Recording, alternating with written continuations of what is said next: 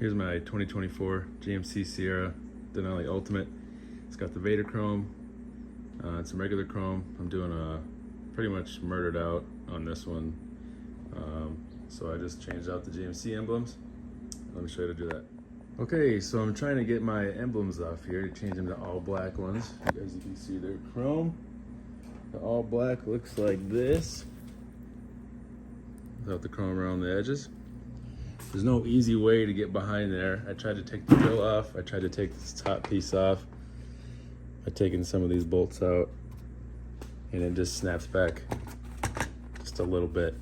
Not even enough room to get back there. This active flap system gets in the way. So really, the best way to do it is to just peel the top layers off. They kind of break at these things here. And then once you're in there, I got a bent screwdriver already. You go in here, and you basically just pop them loose, and they pop right out. And the new ones, you slide right back in. Easiest way to do it. You better make sure you don't want to reuse these, because you will be sacrificing them to get them out. You have to break them. That's what it looks like.